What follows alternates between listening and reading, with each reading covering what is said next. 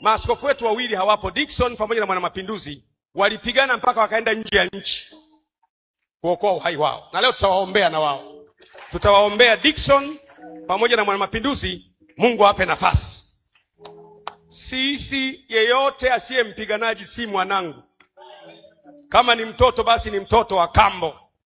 Wanangu wote zikipangwa zinapangwa kwa habari ya imani yao. Hakuna mjadala. Mwambie mwenzako hakuna mjadala. Unajua, sikiliza nikwambie kitu kidogo. Wakristo tumefundishwa kwamba hata kama ukiliwa na simba, unaliwa na simba, we nyamaza tu, uliwe haraka haraka, uende mbinguni. Mimi siliwi na simba. Mimi na simba siliwi. Tumefundishwa sisi ni kondoo wa Bwana. Kondoo maana yake ni nini? Sikuliwa. Kondoo maana yake ni kondoo wa kuchinjwa. Unatulia unachinjwa. Mimi si kondoo wa Bwana.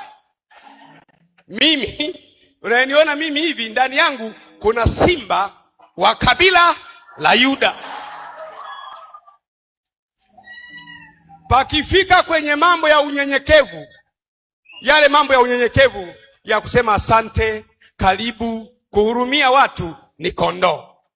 Kwenye kuhurumia watu, kuwasaidia, kutoa chokoza, ni kondoo. Ikifika kwenye vita, Bwana ni Bwana wa vita.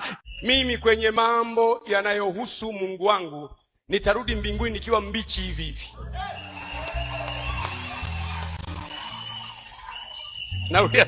Narudia tena kama hujanielewa.